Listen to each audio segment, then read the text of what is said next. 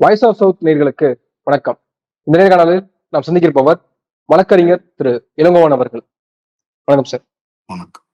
உத்தரகாண்ட் மாநிலம் கேதார்நாத் கோயில்ல 228 கிலோ தங்கம் காணாமல் போயிருப்பதாக ஜோதிர்மட சங்கராச்சாரியார் ஒரு திடுக்கிடும் குற்றச்சாட்டை சொல்லியிருக்காரு. இது குறித்து கடவுளையும் கோயிலையும் வைத்து அரசியல் செய்யக்கூடிய பாஜக ஏன் பேசாமல் இருக்கு, ஏன் மௌனமா இருக்காங்க அப்படின்ற ஒரு கேள்விய காட்டமா எழுப்பியிருக்காரு. கேதார்நாத் கோயிலையும் அங்க இருக்கக்கூடிய ஆன்மீகவாதிகள், அங்க பக்தர்கள் போராடுவதை பார்க்க முடியுது. அந்த காணொலியும் வெளியாகி இருக்கு. அவர்களும் அந்த கோரிக்கை வைக்கிறாங்க. குறிப்பா இன்னொரு புறம் டெல்லியில இன்னொரு கேதார்நாத் கட்டப்படுது. இந்த 228 கிலோ தங்க நகைகள் காணாமல் போன விஷயத்த மடைமாற்ற விதமா தான் இந்த டெல்லியில கேதார்நாத் கோயில் கட்டப்படுதுன்னு சங்கராச்சாரியார் ஒரு குற்றச்சாட்டை முன்வைக்கிறாரு. இது ஒரு மோசடி, டெல்லியில கேதார்நாத் கோயில் அமையக்கூடாது, ஏன்னா சிவபுராணத்துல அப்படி ஒரு விஷயமே கிடையாது. இது சிவபுராணத்துக்கு எதிராக இப்படி ஒரு கோயில் கட்டப்பட்டுச்சுன்னா அதை எப்படி நம்ம ஏத்துக்க முடியும், இது இந்து தர்மத்திற்கே சனாதன தர்மத்திற்கு எதிரானது அப்படின்ற ஒரு குற்றச்சாட்டை முன்வைக்கிறாங்க. இது மக்கள் எப்படி பார்க்கணும், நீங்க எப்படி இத புரிஞ்சுக்கிறீங்க? அடிப்படையா பௌத்தமும் சமணமும் தழைத்தோங்கி ஒரு 700 ஆண்டுகள் இந்தியாவில் இருந்த பிறகு அவை இரண்டையும் ஒழித்துவிட்டு அழித்துவிட்டு மீண்டும் வேதத்தை, அதற்கு முந்தைய வாழ்க்கை முறையை இந்தியாவில் ஸ்தாபித்தவர் சங்கரர். கேரளாவில் காலடியில் பிறந்து தனது காலால் இந்தியாவை அளந்து ஒவ்வொரு இடங்களிலும் தர்க்கம் செய்து பௌத்தத்தை இல்லாமல் செய்தவர் அப்படின்னு நம்ம படிச்சிருக்கோம். அப்போ திரும்பவும் ஒரு இந்து ரிவைவலிசம் அப்படின்னு கொண்டு வந்தார் அப்படின்னா அது சங்கரருக்கு தான் அந்த பெயர். இன்னைக்கு சொல்ல போனோம்னா சங்கரர் ஆங்காங்கு மடங்களை உற்பத்தி செய்ததன் காரணம் அதான். வேதங்களை படிப்பிட்டு அதை உயிரோடு வைத்திருக்கணும், அந்த வைதிக மதத்தை கொண்டு இருக்கணும் அப்படின்னு சொல்லிதான். இதுக்கு பல பேர் சொல்றாங்க, இதை சனாதனம்னு சொல்லிப்பாங்க. இந்த சனாதனம்னு தொன்று தொட்டுன்னு வர்றதுல பௌத்தமும் சமணமும் இருக்கான்னு கேட்டா, இல்லை இன்றைய சீக்கியம் இருக்கான்னு கேட்டா அதுக்கெல்லாம் வேற மதம்னு சொல்லிடுவாங்க. ஸோ உண்மை என்னன்னா, இந்த வர்ணாசிரம தர்மத்தை கொண்டு, வேதங்களை அடிப்படையாக கொண்டு, பாகுபாட்டுடன் ஒரு குறிப்பிட்ட மதத்தின் உச்சத்தில் வைத்து இந்து மதமாக அதை இன்னைக்கு பேசிக்கொண்டு இருக்கிறோம் என்றால் அதை கொண்டு வந்தது யார் அப்படின்னு பார்த்தீங்கன்னா சங்கரர். அந்த சங்கரர் பல இடங்களில் மடங்களை நிறுவினார். அதுல கேதார்நாத்தும் ஒரு இடம், பத்ரிநாத்தும் ஒரு இடம். இவைகளெல்லாம் இந்து மத நம்பிக்கை கொண்டவர்கள் புனித தலம் என்று சென்று பார்த்து வருவதை நீங்க பார்த்திருப்பீங்க. பல முறை அங்க ஸ்டாம்பீட் நடந்திருக்கும், நெரிசல்ல மக்கள் இருந்திருப்பாங்க. அந்த மாதிரி எப்படி கும்பமேளா நடக்குது இது மாதிரி. அதே போன்று இந்த துறவிகள் தான் பாரதிய ஜனதா கட்சியை ஆட்சிக்கு கொண்டு வர அடிப்படையாக இருந்தவர்கள்.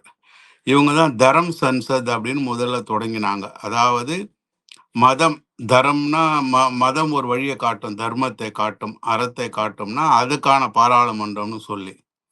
இன்றைய நிலை என்னன்னா, அந்த தரம் சன்சத்தை தொடங்கிய துறவிகளே, சாமியார்களே, இந்து மதத்தை அடையாளப்படுத்தும் புனிதர்களே வீதியில் இறங்கி போரிடுகிறார்கள்.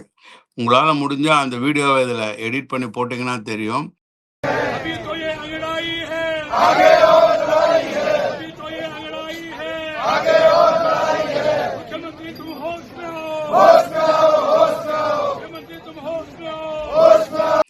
நாங்கள்லாம் ஜவஹர்லால் நேரு பல்கலைக்கழகத்தில் படிக்கும்போது மாணவர்களாக என்னென்ன முழக்கங்களை எழுப்பினோமோ அதே முழக்கம்தான் இதுதான். நாங்கள்லாம் ஜவஹர்லால் நேரு பல்கலைக்கழகத்தில் படிக்கும்போது மாணவர்களாக என்னென்ன முழக்கங்களை எழுப்பினோமோ அதே முழக்கம்தான் இதுதான். தொடக்கம், இனி வரப்போகிறது இதை விட பெரிய போராட்டம், கான்சியஸுக்கு வாங்க, ஹோஷ்மியாவோ, அப்படி வரலன்னா இல்லாம போய் விடுவீங்க அப்படின்ற ஒரு எல்லாமே சேம் ஸ்லோகன். நம்ம ஒரு போராட்டத்தில் நாம் என்ன கோரிக்கைகளை முழக்கங்களை எழுப்பினோமோ அதே முழக்கங்களைத்தான் எழுப்புகிறார்கள். அப்போ இந்து மதத்தை காப்போம், இந்துக்கள் கத்திரமே அப்படின்னு சொன்னவர்கள் எல்லாம், இந்துக்களுக்கு ஆபத்து வந்து விட்டது, நாங்கள் வந்தாதான் காப்பாற்றுவோம் என்று சொன்னவர்கள் காலத்தில் தான் தொன்று தொட்டு 1000 ஆண்டுகளுக்கு மேலாக இருக்கக்கூடிய ஒரு நம்பிக்கைக்கு உள்ளான ஒரு கோயிலில் இருந்து 228 கிலோ தங்கம் களவாடப்பட்டிருக்கிறது. சாதாரணமாக ஒரு வீட்டில் ஒரு திருடு நடந்தாலே எஃப்ஐஆர் பதிவு செய்து விசாரணை நடக்கும். ஆனா இங்க ஒரு புனித தலத்தில் 228 கிலோ தங்கம் காணாமல் போயிருக்கிறது. உத்தரகண்டில் பாரதிய ஜனதா கட்சி ஆட்சி நடக்கிறது. ஒரு முதல் தகவல் அறிக்கை பதியப்படவில்லை, விசாரணை நடத்தப்படவில்லை. ஏன் என்கிற கேள்வியை நம்பிக்கையில் உள்ளவர்கள் தான் கேட்கணும். நம்பிக்கையை ஏன் ஏற்படுத்துறாங்கன்னா கேள்வியே கேட்கக்கூடாதுன்னு தான். அதுதான் நம்பிக்கை என்பது மூட நம்பிக்கையா மாறிவிடுகிறது. நம்பிக்கை என்பது கேள்வி கேட்கப்படும் வரை தவறில்லாமல் நடக்கும். ஆனால் கேள்வியை கேட்காமல் நம்பிக்கை வைப்பது என்பது மூட நம்பிக்கையில் கொண்டு செலுத்தும். இப்போ இந்த ஒரு சாதாரணமாக இப்படி எடுத்துக்கோங்க. இது போன்ற ஒரு விஷயம் பழனி முருகர் கோவில்லையோ அல்லது மீனாட்சி அம்மன் கோயில்லையோ ஒரே ஒரு நகை காணாமல் போயிருந்தது என்று சொன்னால், இந்த சோகால்டு இந்து மத காவலர்கள் இவ்வளவு நேரம் எத்தனை மூலைகளில் இருந்து குரல் எழுப்பியிருப்பார்கள், எத்தனை பிரஸ் கான்ஃபரன்ஸ் நடத்தியிருப்பாங்க. ஆனால் இந்துக்களுக்கெல்லாம் புனித பூமியாக கருதப்படும் கேதார்நாத் ஆலயத்தின் நகைகள் 228 கிலோ தங்கம் காணாமல் போயிருக்கிறது என்று தெரிந்த பிறகும் தமிழ்நாட்டில் தமிழ் பேசக்கூடிய இந்து மத காவலர்கள் யாராவது குரல் கொடுத்தாங்களா? இந்த தகவல் யாருக்காவது தெரியுமா? ஆனால் கேதார்நாத்தில் இருக்கக்கூடிய ஒரு சங்கராச்சாரியார் குரல் கொடுக்கிறார். காஞ்சிபுரத்து சங்கராச்சாரியார் கூட அதுக்கு குரல் கொடுக்கலன்னா என்ன அர்த்தம்? அப்ப இவங்க இந்து மத காவலர்கள் நீங்க எதை நம்புவீங்க? இப்போ இந்த கேதார்நாத் கோயிலை மறைப்பதற்காக டெல்லியில ஒரு கேதார்நாத் கோயிலை கட்டி வியாபாரம் செய்ய நினைக்கிறார்கள் என்று அவர் சொல்றார். ஏன்னா இந்து மத நம்பிக்கையின்படி சில புனித தனங்களுக்கென சில எசோட்டரிக்குன்னு சொல்லுவாங்க. அதாவது காரண காரியங்களால் விளக்க இயலாத சிலவற்று இருக்கும். அப்படிப்பட்ட இடங்களைத்தான் நீங்க புனித தலமா கருதுறீங்க அப்படின்னு சொல்லி காசிக்கு, இப்ப நீங்க காசிக்கு போய் கங்கையில குளிக்கிறீங்கன்னா இல்ல இப்போ ஹரித்வார்ல திருவண்ணாமலையே தென் கைலாயம் அப்படின்னு சொல்லுவாங்க. இப்போ சபரிமலை வந்து இங்க நிறைய இடங்கள்ல சபரிமலை கோயில் மாதிரி நிறைய பேர் கட்டுறாங்க. அப்ப அதெல்லாம் வந்து ஒரு ரெப்ளிகேட் தானே? இல்ல இப்போ ஒரு கோயில் ரெப்ளிகேஷன் கேதார்நாத் மாதிரி கட்டுறதோ பண்டரிநாத் மாதிரி கட்டுறதோ ஒரு விஷயம் இல்லை. கேதார்நாத் கோயில் இப்போ உதாரணமா இப்படி எடுத்துக்கோங்க. திருப்பதியில ஒரு கோயில் இருக்கு, வெங்கடேஸ்வர். ஏதோ ஒரு முக்கியத்துவத்தில் அந்த இடம் ஒரு முக்கியத்துவம் பெறுகிறது என்றால், அதே போன்ற சிலையை டி நகர் பாண்டி பஜார்ல கட்டிட்டோம்னா அது ஒரு வியாபாரம் தானே, சரவணா ஸ்டோர்ஸினுடைய பிரான்ச் தானே. அப்போ ஒரு இடத்திற்கான முக்கியத்துவம் அந்த இந்து மதத்தினுடைய அல்லது எந்த மதத்திற்கானதும் ஒரு புனிதத்திற்கான ஒரு முக்கியத்துவம் என்பது காணாமல் போய்விடுகிறது இல்லையா? உங்களுக்கு பிரபலமான ஒன்றத்துக்கு கிளைகள் தேவை என்கிற கட்டாயம் வந்து போகிற மாதிரில இருக்கு. அந்த லட்டுக்காக டி நகர் போகலாம், சனிக்கிழமை வீக்கெண்டில் சீநகர் போனால் ஒரு பஜாரையும் பார்த்துட்டு அப்படியே சாமியும் பார்த்த மாதிரி இருந்தால் புனிதரான வந்துடும். இப்படிப்பட்ட எண்ணங்களை விதைக்கிறாங்கன்னா இதில் பிஸ்னஸ் இருக்கு. நல்லா கவனிங்க. இந்த தியரியையே இன்னைக்கு இந்தியாவை ஆளக்கூடிய தியரி அல்லது பிஜேபி தியரியே என்ன சொல்லுவாங்க பொலிட்டிக்கல் சயின்ஸ்ல இந்த மாதிரினா பிராமின் பனியா தியரின்னு சொல்லுவாங்க, ஆளுகின்ற தியரி. ஸோ பிராமின் மத சிந்தனைக்கும் பனியா தன் வியாபார லாபத்திற்கும் இருவரும் ஒன்றிணைந்து செய்யறது. இதை வந்து நீங்க கொஞ்சம் கொஞ்சமா பார்த்தீங்கன்னா நம்முடைய விழாக்கள், கோயிலுடைய விழாக்கள் அனைத்தும் பார்த்தீங்கன்னா அதுல ஒரு வியாபாரம் இருக்கும். அது பூ கட்டுற வியாபாரமா இருக்கலாம், ஆடைகள் வியாபாரமா இருக்கலாம், அன்னைக்குன்னு ஒரு சந்தைகள் வர்றதா இருக்கலாம். ஏன் திருவரங்கம் கோயில் போய் பாருங்க, சாமியை போய் பார்க்கறதுக்குள்ள 1000 கடைகளை பார்ப்பீர்கள். ஸோ கோயிலை ஒட்டி வியாபாரம் செய்கிற தன்மை, இதை ஒட்டி தான் இந்த சிந்தனையே இத்தனை காலம் பலப்படுத்திட்டு இல்ல வருவாங்க. அதுல அவங்க மறுக்கலையே. இப்ப ராமர் கோயில் கட்டினதுலயுமே வந்து நிறைய வருமானம் வரும், அதன் மூலியமாக நிறைய பொருளாதாரம் மேம்படும் அப்படிலாம் சொன்னாங்க தானே. அந்த எண்ணத்துல தான் டெல்லியில கட்ட பாக்குறாங்கன்னு அவர் சொல்றாரு.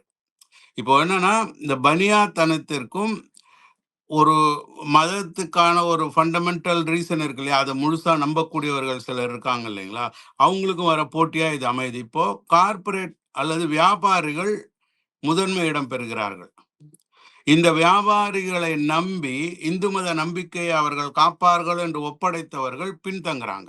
ஸோ இவர்கள் இந்து மதத்தை காப்பார்கள் என்பது போய். இப்போ ஒரு அடிப்படையா ஒண்ணு பாருங்க பாலாஜி, ஆர்எஸ்எஸ் என்ற இயக்கம் 1920s தொடங்குறாங்க இல்லையா. ஸோ அந்த இந்தியாவினுடைய சுதந்திர இயக்கத்து வரலாறை படிச்சுக்கிட்டு வந்தீங்கன்னா 20sலயே உங்களுக்கு இந்தியா சுதந்திரத்தை நோக்கிய போக்கு தெரியும். அதனாலதான் 1935ல ஒரு ஆக்ட் வருது, இந்தியாவை சட்டப்பூர்வமா ஆள்ற தன்மை வருது, அதுக்கப்புறம் எலெக்ஷன் நடக்குது, அதுக்கப்புறம் சுதந்திரம் வருது, குடியரசு ஆகுது. அப்போ இதை கொஞ்சம் முன்கூட்டியே தெரிந்தவர்கள் இந்தியாவை எந்த பார்வையில் வைத்திருக்கணும்னு சொல்லி கட்சியை தொடங்குறாங்க. ஸோ பழமைத்தனத்தை விடாமல் பாதுகாக்கணும் அல்லது கொண்டு வரணும்னு நினைக்கிறவங்க ஆர்எஸ்எஸ் தொடங்குறாங்க. இந்த நடுத்தரமா இல்லாத இந்தியாவை ஒரு புரட்சிகரமா கொண்டு போகணும்னு நினைக்கிறவங்க கம்யூனிஸ்ட் பார்ட்டியை தொடங்குறாங்க. ரெண்டுமே சைமல்டேனியஸா தொடங்கப்படுது. ஆனால் இந்த ஆர்எஸ்எஸ் என்கிற இந்து மதத்தை காப்போம் என்கிற இயக்கம் என்பது 1920க்கு முன்னாடி கிடையாது. அப்போ இந்து மதம் காக்கப்பட வேண்டிய நிலையில் இல்லையா? நல்லா இருந்ததா? 1920ஸ்க்கு முன்னாடி இந்து மதம் நல்லா இருந்ததான்னு நம்ம கேட்கணும். அதற்கு முன்னாடி பிரிட்டிஷ் இங்க 200 இயர்ஸ் ஆள வர்றதுக்கு முன்னாடி 1700ஸ்க்கு முன்னாடி எல்லாம் பார்த்தீங்கன்னா, அந்த ஈஸ்ட் இந்தியா கம்பெனி வர்றதுக்கு முன்னாடி யார் ஆண்டதுன்னா முகலாயர்களின் வாரிசு. தொடர்ந்து ஒரு 600 ஆண்டுகளாக முகலாயர்கள் ஆண்டாங்க. அப்பெல்லாம் இந்து மதம் கத்திரையில் இல்லையா? இப்போ இந்து மதம் அப்போல்லாம் ஏன் போரிடவில்லை? இன்னும் கேட்டா அப்பெல்லாம் அதிகாரமே இந்து ராஷ்டிரா தான், மன்னர்களே இந்துக்கள் தான், வேற ஒரு மதமே இங்க இல்லை. சங்கரர் பௌத்த மதத்தையும் சமண மதத்தையும் காணாமல் செய்து மீண்டும் சங்கர மடங்களை நிறுவி இந்த வைதிக மதத்தை நிறுவிய பிறகு ஆண்டதெல்லாம் யாரு? இந்து ராஷ்டிரா தான், இந்து மன்னர்கள் தான். ஆனா ஒரே ஒரு மன்னர் கூட படையெடுப்பில் இருந்து தங்கள் மக்களை காப்பாற்றவில்லை. நல்லா கவனிச்சுக்கோங்க. ஆனா அப்பெல்லாம் இந்து ராஷ்டிரா வேணும்னு ஒரு இயக்கம் கிடையாது. இன்னைக்கு இந்த இயக்கத்தை தொடங்கியவர்களுடைய முன்னோர்கள், உங்களுக்கு இந்த மக்களை பத்தி தெரியாது, உங்களுக்கு இங்க இருக்கிற பாஷை தெரியாது, நான் உங்களுக்கு சொல்லித்தரேன் என்று முகலாயர்களுக்கே பியூரோக்ரஸியா மாறினாங்க. முகலாயர்களுக்கே ஐஏஎஸ் ஐபிஎஸ்ஸா மாறினாங்க ஐடியா கொடுக்கறதுக்கு. அதை தான் பிரிட்டிஷாருக்கும் செஞ்சாங்க. நீங்க வரலாற்று ரீதியா படிச்சு பார்த்தீங்கன்னா, இன்னைக்கு சொல்றாங்க இல்லைங்களா, மெக்காலுடைய கல்வி எல்லாரையும் கெடுத்துடுச்சுன்னு. ஆனா அந்த மெக்காலே கல்வி மூலம் ஜட்ஜ் ஆனது யாருன்னு பாருங்க. ஆர்எஸ்எஸ் சிந்தனையை நிறுவின ஒரு குறிப்பிட்ட இனத்தை சார்ந்தவங்க தான் முத ஹைகோர்ட் ஜட்ஜா இருந்திருப்பாங்க. ஸோ இதெல்லாம் எதுக்கு நம்ம சொல்ல வரோம்னா, மக்களுக்கு ஒரு விழிப்புணர்வு வேணும். இந்துக்கள் கத்திரேன்றதெல்லாம் பொய்.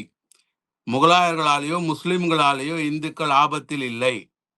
உண்மையான இந்துக்களுடைய ஆபத்து என்பது இந்துக்களுடைய பெயரை சொல்லி ஆட்சிக்கு வர்றவங்க கிட்டதான் என்பதற்கு இன்றைய உதாரணம் தான் கேதார்நாத். இன்றைக்கு துறவிகளை நடுவீதியில் அமர்ந்து போராட்ட குரல் எழுப்ப செய்த ஆட்சி எது? இல்ல, இதுல இந்த டெல்லியில கேதார்நாத் கட்டுறதுல ஒரு விஷயங்கள் சொல்லப்படுது. எதிர்ப்பும் இருக்கு, ஆதரவும் இருக்கு. இப்ப ஆதரவு நிலைப்பாட்டுல என்ன சொல்றாங்கன்னா, இப்ப வயதானவர்கள் எல்லாம் வந்து அந்த கேதார்நாத் பயணத்தை எடுக்க முடியாது, முன்னெடுக்க முடியாது, அவ்வளவு டிராவல் பண்ண முடியாது. அதுக்காக அப்போ இப்போ அந்த நபர்களுக்கு எடுத்துக்கலாம், இப்போ இங்க மெக்காவை கொண்டாந்து ஒரு ஊர்ல வச்சுக்கலாமா அப்படின்னு பண்ணிக்கலாமா? ஜெருசலத்தை வேற ஒரு ஊர்ல வச்சுக்கலாமா? ஒரு புனிதம் என்றோ ஒரு ஒரு எசோட்டரி ரீசன்ல அந்த இடத்துல ஒரு விஷயம் இருக்கிறது என்று அவர்கள் நம்பி இருந்தால் அதுதான் அந்த நம்பிக்கை. அதுக்கே நீ கேதார்நாத் இருக்கிற அப்ப சாமியெல்லாம் எடுத்துட்டு கட்டுங்க. இது வந்து வியாபாரமா இல்லையா? எத்தனை கோயில் கட்டுவீங்க? காஞ்சிபுரத்தையே பார்த்தோமே. காஞ்சிபுரத்தில் அத்தனை கோயில், எவ்வளவு இடங்களை ஆக்கிரமித்து எவ்வளவு மனித உழைப்பை செலுத்தி கட்டப்பட்ட 108க்கு மேல கோயில் போய் பாருங்க, எவ்வளவு பிரம்மாண்டமான கோயில்கள். எதுக்கு? அதுல பாதி கொஞ்சம் தாண்டி போனா மகாபலிபுரத்துல மாமல்லபுரத்துல கடல் கொண்டு போயிருக்கு. ஸோ அன்றைய காலகட்டத்தில் அது பொழுதுபோக்கா இருந்ததா, கலைநயமா இருந்ததா, உழைப்பு மிதமிஞ்சி இருந்ததா என்பதை படிக்கிற அளவுக்கு நம்ம கிட்ட தொடர்ச்சியான ஆய்வுகள் இல்லை. ஆனா இங்கிருந்து அவங்கள நம்ம என்ன பார்க்குறோம்னா, எதற்காக அத்தனை கோவில்கள்? இதுதான் கேள்வி. ஊருக்கு ஒரு கோவில் போறோம். நீ எந்த சாமி வேணுமோ வச்சுக்கோங்க ஒரு ஊருக்கு. இந்த ஊர்ல முருகன் வைங்க, அந்த ஊர்ல விநாயகர் வைங்க, இந்த ஊர்ல மீனாட்சி வைங்க. ஆனால் ஒரே ஊர்ல ஒரு கோயிலுக்குள்ளே எத்தனை சாமி? ஒரு கோயிலுக்குள்ளே எத்தனை சாமி? ஸோ இதுவே உங்க நம்பிக்கையில சந்தேகம் வருது இல்ல? இந்த சாமி கிட்ட இது ஒரு வேண்டுதல், அந்த சாமி கிட்ட அது ஒரு வேண்டுதல். அட்லீஸ்ட் ஒன்னு சொல்ல போனா இந்தியன் கான்ஸ்டிடியூஷன் படி நம்முடைய கேபினட் அமைச்சர்கள் இருக்காங்க இல்லையா, கேபினட் என்பதனுடைய விஷயமே அந்த துறைக்கு அவங்க தான் பாஸ். அந்த துறையில முதல்வர் கூட தலையிட முடியாது, பிரதமர் கூட தலையிட முடியாது இதுல என்பதுதான் இதுல ரூல். இதுல கேதார்நாத் அப்படிப்பட்ட விஷயத்துல நாட்டிலேயே எதுக்கு எடுத்தாலும் முதல்வர் கிட்ட போறாங்க. அந்தந்த மந்திரியை குறை சொல்றது கிடையாது. எதுக்கு எடுத்தாலும் ஸ்டாலின், எதுக்கு எடுத்தாலும் மோடி அப்படின்னு சொல்ற ஒரு தன்மையை அரசியல்ல பாக்குறீங்க. உண்மையிலே ஒவ்வொரு கேபினெட் அமைச்சரும் free on their own cabinet அந்தஸ்துல. ஆனா கடவுள் தான் ஆல் இன் ஆல் பவர்ஃபுல்னா, இந்த பக்கம் ஒரு ராமரை கும்பிடுறீங்க, அந்த பக்கம் அனுமனை கும்பிடுறீங்க. அப்ப ராமர் பெருசா, அனுமர் பெருசா? ராமரால் உங்க கணக்குலயே உங்களுக்கே நம்பிக்கை இல்லையே. ஆம்னி பிரசன்ஸ் ஆம்னி பொட்டன்ட் அப்படின்னு கடவுளுக்கு ஒரு விவரத்தை நீங்க தரீங்கன்னா, எங்கும் நிறைந்திருக்கிற ஒரு சக்தி, எல்லா சக்தியையும் கொண்ட ஒரு சக்தி நீங்க நினைக்கிறீங்கன்னா, அதுக்கு எதுக்கு இத்தனை உருவம் அப்படிங்கிற கேள்வி வருது இல்ல. அப்போ கேதார்நாத் அங்க ஒருத்தர் இருக்காருன்னா, இங்க ஒருத்தர் இருக்காருன்னா, அங்க போக முடியலன்னா போகாதீங்க. மக்கா போக முடியலன்னா போகாதீங்க. அவ்வளவுதான் உங்களுடைய நீங்க ரிலிஜன் அதானே நம்புது. எனக்கு பிராப்தம் அதான் விட்டுட்டு போங்க. என்னுடைய விதி அதான் விட்டுட்டு போங்க. அப்ப விதியை உங்களால மாத்தி எழுத முடியும் அப்படின்னு கேதார்நாத்தை என் ஊர்ல கட்டிக்கலாமா?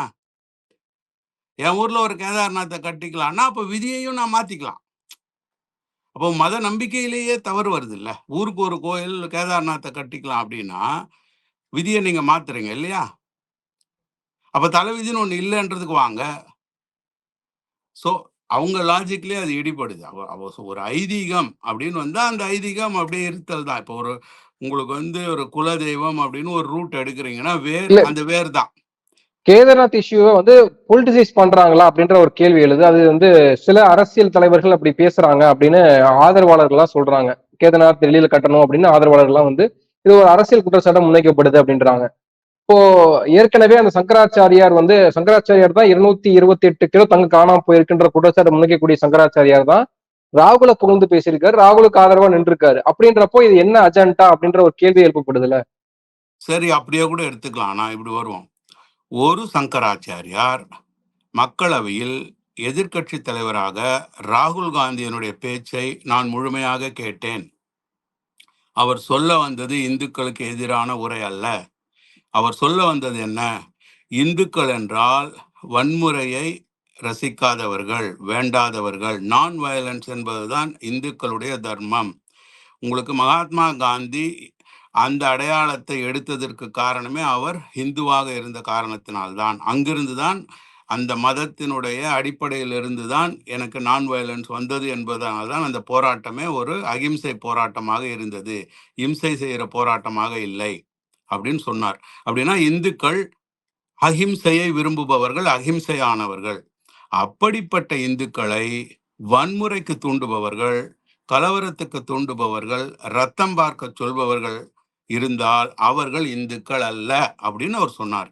இதுல என்ன தவறு இருக்கு? அவர் சரியாதானே சொல்லியிருக்கார் என்று ராகுல் காந்தி அவர்களுடைய மக்களவை உரையை முழுமையுமாக பார்த்து கேட்டு அதன் பிறகு அவர் சொல்றார். அவர் சொன்ன பிறகு நேரடியாக அவரிடம் ஒருத்தரும் கேள்வி கேட்கலையே, நீங்க ஏன் அரசியல்ல தலையிடுறீங்க அப்படின்னு சொல்லிட்டு. ஒண்ணு. 2வது, கேதார்நாத் கோயிலை டெல்லியில் கட்டுவது என்பதுதான் அரசியல். ஸோ ஒரு அரசியல் நடவடிக்கை என்று வந்த பிறகு அதை எதிர்க்கக்கூடிய ஒன்றை மட்டுமே நீங்க அரசியலா சொல்ல முடியாது. கேதார்நாத் உத்தரகாண்ட்ல அந்த மலைப்பகுதியில் அந்த இடத்தில் அமைந்தது என்றால் அதற்கான காரணம் ஆதிசங்கரருடைய ஞான வெளிப்பாடு. இப்போ இந்தியாவுடைய ஞானம் பெற்றவர்களுடைய வரிசைகள்ல ஒரு ஆதிசங்கரையும் சேர்த்திருக்காங்க. ஆனா இந்த ஜெயேந்திரரையோ விஜயேந்திரரையோ இப்ப நம்ம விவாதிக்கக்கூடிய கேதார்நாத் சங்கராச்சாரியார் ஞானம் பெற்றவர்கள் அல்ல. அவங்கெல்லாம் அந்த ஞான வழியில் வந்த மடங்களை நிர்வகிக்கும் ஒரு பேராசான்கள், அவ்வளவுதான். அவங்கள கடவுள் மாதிரி கும்பிடுறதோ கடவுளுக்கு நிகராக பண்றதெல்லாம் அவங்களுடைய ஆட்களுடைய ஒரு எண்ணமே தவிர இந்த நம்பிக்கையின்படியே ஞானிகள் இடத்துல இவங்க யாரையும் சேர்க்கல. அது காஞ்சி மூத்த சங்கராச்சாரியாரா இருக்கட்டும், சின்ன சங்கராச்சாரியாரா இருக்கட்டும், யாரையுமே சொல்ல முடியாது. ஆனால் ஆதிசங்கரர் அதுல இருக்கார். அப்போ ஒரு ஞானி தன் ஞானத்தை கொண்டு ஒரு இடத்தை நிறுவுகிறார், ஒரு கோவில் இங்க வைங்கன்னு சொல்றார் என்பதற்கும் நீங்களும் நானும் நடக்க முடியாது, இடுப்பு நோவுதுன்றதுக்காக கட்டுற கோயிலுக்கும் எப்படி நீங்க ஆன்மீகமாக என்று சொல்லுவீங்க? நான் கேட்கிற ஒரே கேள்வி தாங்க. ஹஜ் போறாங்க, 5 கடமைகளில் மத கடமைகள் ஒன்றுன்னு சொல்றாங்க. மற்ற 4 என்னன்னு மக்களுக்கு தெரியாட்டி கூட இது ஒன்னாவது தெரியும். மக்கா போயிட்டு வர்றதுக்கு போறாங்க இல்லைங்களா, பயணம். எங்களால போக முடியலன்னு சொல்லி அவங்க ஊருக்கு ஒண்ணு வைத்திருந்தால் அதை மத ரீதியாக ஏற்பார்களா? அதுதான் நம்ம கேட்கிற கேள்வி. அப்போ உங்கள் ஆதிசங்கரருடைய ஞானத்தையே நீங்கள் சந்தேகிக்கிறீர்கள். உடுப்பா நீ எதுக்கு வச்செல்லாம் எனக்கு தெரியாது, அதே மாதிரி எனக்கு ஓணும்னு இந்த நிலா ஒண்ணுதான், அது என் கைக்கு வேணும்னு சொல்லி குழந்தை அடம் பிடிச்சா கண்ணாடியில ஒரு நிலாவை காட்டி சோறு ஊட்டினதா கதை படிக்கிறீங்களே, அது மாதிரி கொண்டு போகக்கூடிய பணம் இருக்குது, எனக்கு வேணும் அப்படின்றதுக்கு ஆன்மீகம் அல்ல, அது ஒரு பொம்மை. அப்ப அந்த பொம்மையை வீட்டுல வச்சுக்கிறீங்க, அவ்வளவுதான் நம்ம சொல்ல முடியும். அது எங்க வேணாலும் வச்சுக்கோங்க. தூணிலும் இருப்பார் துரும்பிலும் இருப்பார் நாராயணன்னா, நீங்க உங்க தூணை கூட தான் கேதார்நாத்தா கும்பிட்டு போங்களேன், ஏன் உங்களால முடியல? ஸோ நீ தானே பேர் வைக்க போற. இப்ப இது வரைக்கும் அந்த இடம் தரையா தானே இருக்கு, மண்ணா தானே இருக்கு. அங்க செங்கல் வரப்போகுது, அங்க ஒரு கட்டடம் வரப்போகுது, இடையில ஒரு சிற்பி செய்ய சிலை வரப்போகுது. ஆனால் அதுக்கு மறுநாள்ல இருந்து கேதார்நாத் வந்துட்டாரு, கேதார்நாத்துக்கு வெயில் அடிக்குது, கேதார்நாத்துக்கு மழை அடிக்குது, கேதார்நாத்துக்கு குளிர் அடிக்குதுன்னு கம்பளம் போத்துறதுலாம் என்ன ஒரு விஷயம்? அப்போ இது ஏதோ ஒரு ஞானத்தின் காரணமாக ஆதிசங்கரர் நிறுவிய ஒரு விஷயத்தை கூட நீங்க புரிஞ்சுக்காதவர்கள். நீங்க தான் உண்மையிலேயே நம்பிக்கைக்கு எதிரானவர்கள். நீங்க வியாபாரிகள். நீங்க வியாபாரத்திற்கு தான் இந்த நம்பிக்கையை பயன்படுத்துறீங்க. இப்போ இதுல வந்து ஒரு அறக்கட்டளை தான் அந்த கேதார்நாத் கோயில கட்டணும்னு நினைக்கிறாங்க. இப்ப அதுக்கு பூமி பூஜை நடந்தது, அதுக்கு உத்தரகாண்டுடைய முதலமைச்சர் எல்லாம் போய் பூமி பூஜையில கலந்துக்கிட்டாரு. ஆனால் அதற்கும் பாஜகவுக்கும் என்ன சம்பந்தம் இருக்கு அப்படின்ற கேள்வி இருக்குல்ல. ஒரு தனியார் அறக்கட்டளைக்கும் பாஜக அங்க போக வேண்டிய காரணம் உத்தரகாண்ட் முதல்வருக்கு என்ன அடையாளம்? கேதார்நாத் அடையாளம். அந்த அடையாளத்தையே டெல்லிக்கு விற்கிறாரு. அவர் எப்படி வருவாரு? அப்ப அவர் ஏதோ ஒரு அப்ப டெல்லியில இருக்கிற பவருக்கு தானே அவர் அசைகிறாரு. It's very simple. கேதார்நாத் என்கிற அடையாளம் உத்தரகாண்டின் பெருமை, தமிழ்நாட்டின் பெருமை இல்லை. மாமல்லபுரம் தமிழ்நாட்டின் பெருமை இல்லைங்களா? நான் மாமல்லபுரத்தை டெல்லியில நிறுவுறேன் அப்படின்னு ஒருத்தர் போய் பண்ணார்னா மாமல்லபுரத்தை பின்தள்ளுகிறார். அவர் எப்படி தன் அடையாளத்தை காப்பாத்துறாருன்னு நீங்க சொல்லுவீங்க? அப்ப கேதார்நாத்தினுடைய முக்கியத்துவத்தை விட்டு தரக்கூடிய ஒருவர் எப்படி உத்தரகாண்டினுடைய மண்ணு சார்ந்தவரா இருப்பார்? அப்படியானால் அவர் முதல்வராக இருக்கிறார், டெல்லியில் பிரதமர் இருக்கிறார். அப்ப இவருக்கு கட்டளை இடப்படுகிறது, அதை நிறைவேற்றுகிறார் என்பதுதான் நீங்க புரிஞ்சுக்கணும். So it's a political decision என்பது இங்கிருந்து தான் வருது. ஸோ இதை சில பல காரணங்களுக்காக அந்த துறவிகள் வெளிப்படையாக இன்று சொல்லாமல் இருக்கலாம். ஆனால் விரைவில் அந்த வெளிப்பாடு வரும், அந்த உடைவு தெரிய வரும். ஸோ இந்து மதத்தை சில வியாபாரிகள் தங்கள் நன்மைக்காக, தங்கள் கொள்ளைக்காக, தங்களுடைய அரசியல் தத்துவமாக கையில் எடுத்து வெற்றி கண்டு விட்டார்கள். அவர்கள் தொடர்ந்து அதே திசையில் பயணிக்கிறார்கள். இதை மத ரீதியாக ஆதிக்கம் செலுத்திய சிலருக்கு தங்களை விட்டு இந்து மத அடையாளம், இந்து மத கண்ட்ரோல் தங்கள் கைகளை விட்டு போகிறது என்பது இப்போதான் தெரிய வருது. ஸோ வியாபாரிகளுக்கும் மதவாதிகளுக்கும் இடையில மத ரீதியாக ஒரு பிரிவினை, ஒரு பிளவு நடந்திருக்கிறது. இது பிரிவினையாக, போராக வளருமா என்பதை நம்ம பொறுத்திருந்து பார்க்கணும். நான் ஆரம்ப கட்டத்தில் சொன்ன மாதிரி ஒரு டைம்ல அது வரும். RSS versus Ambani Adani fight ஒரு டைம்ல வரும். அப்ப என்ன சொல்லுவாங்க? ஆர்எஸ்எஸ் வாங்க இந்தியாவை காப்போம்னு ரொம்ப பிற்படுத்தப்பட்ட ஒரு நிலைக்கு கூப்பிடுவாங்க மத அடையாளத்துக்கு. கார்பரேட் என்ன சொல்லுவாங்க? பொருளாதார ரீதியா நாங்க இங்க ரோடு போட்டோம், அங்க விமானம் வச்சோம், இங்க எல்லாம் வளர்த்திருக்கிறோம். இவங்க இந்த விளையாட்டை, இந்த சண்டையை உலக கார்பரேட்டுகள் உருவாக்குவார்கள். நீங்க எந்த சைடு எடுக்கிறதுன்னு தெரியாத குழப்பத்தை உருவாக்குவார்கள். நம்ம பந்தாடுவார்கள். இதுதான் பல ஆண்டுகளுக்கு முன்னாடியே சொன்ன ஒரு தியரி. பால்கனைசேஷன் ஆஃப் நேஷன் சொல்லிட்டு துண்டாடுறது மக்களை பல விதமாக துண்டாடுவது. இது ஒரு கார்பரேட் கேம். அந்த கேமினுடைய தொடக்கமா தான் நான் இதை பார்க்கிறேன், கேதார்நாத் இஷ்யூவை. நன்றி சார், நன்றி. பல விஷயங்களை தெளிவுபடுத்திருக்கீங்க. உங்க நேரத்துக்கு மிக்க நன்றி. நன்றி.